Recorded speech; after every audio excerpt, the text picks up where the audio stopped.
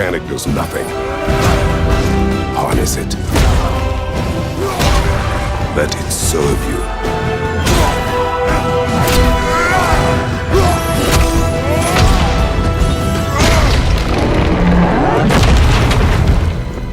Here!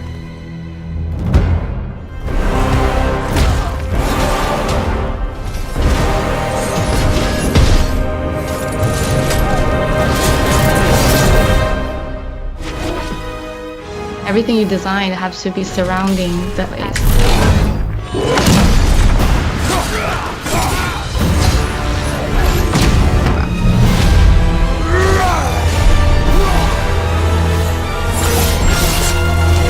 And I create interesting and memorable creatures that players like to attack. You put the power behind a move. You win.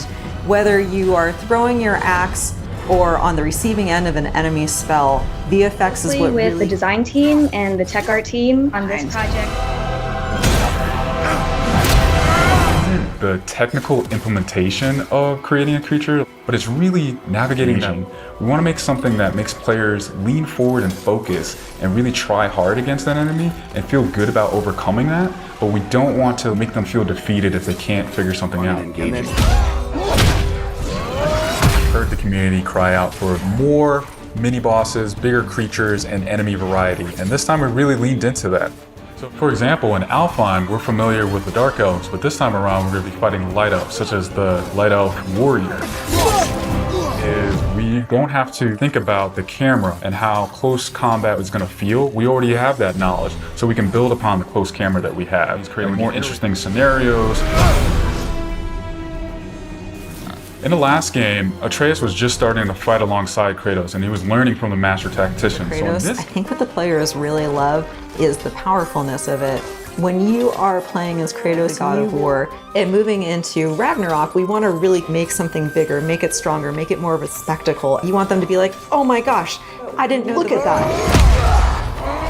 You're going to have access to newer combos and newer abilities that will increase the combat depth of each weapon. I really enjoyed from previous God of Wars is the combat grapple, and we're going to be bringing that with a new twist.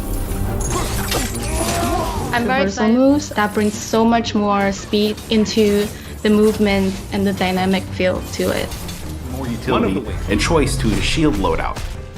You could really go for a shield that gears towards parrying. If you're a big blocker, then you could choose a shield that will really match your playstyle. When building up the stun meter this time around is going to lead to different ways to basically decapitate the enemy. Added for Kratos is his new pre-fall attacks. You could jump off a ledge and slam down on him. These fights, it's super engaging, and as Kratos, now that you have ability and that you can also take advantage of that verticality, I think it just adds such another interesting layer to a fight. Gonna fight alongside you, and sometimes even surprise you with his combo abilities too. Actions that you'll see Atreus do leverage the fact that he's older now, he's bigger now. His magic has a different flavor. Not all side by side together. There are also a lot of mini games and player to react as the player. Audio cue, or we'll add the different rings, such as what we did in the last game, that let you know that this attack is unblockable, you need to dodge it. There's to experience the diversity of enemies that this game has to offer.